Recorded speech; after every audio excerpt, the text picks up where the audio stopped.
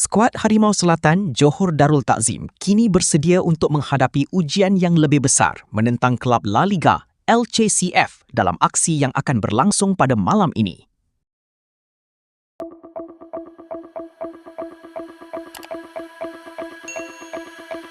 Perlawanan menentang LCCF ini dianggap sebagai ujian sebenar JDT di bumi Sepanyol.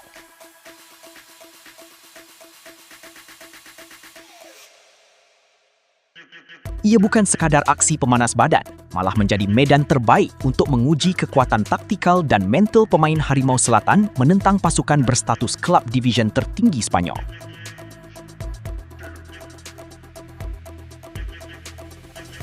Selepas bangkit dengan persembahan cemerlang menewaskan CD Contestano 8-0, moral pemain JDT kini berada di tahap tertinggi.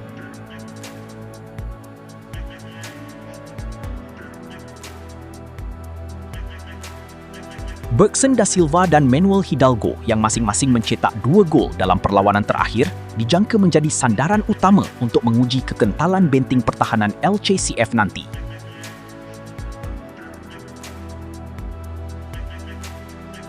Berdepan LC tentunya tidaklah mudah.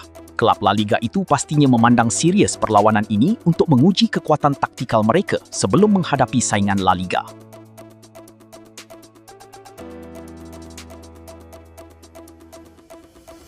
Namun, dengan kombinasi pemain berpengalaman dan wajah baharu, JDT diharapkan mampu melakar kejutan atau sekurang-kurangnya mempamerkan aksi yang memberi saingan sengit kepada kelab La Liga tersebut.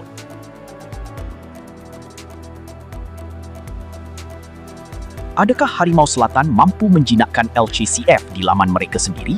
Sama-sama kita nantikan aksi penuh mendebarkan ini yang akan disiarkan langsung pada malam ini.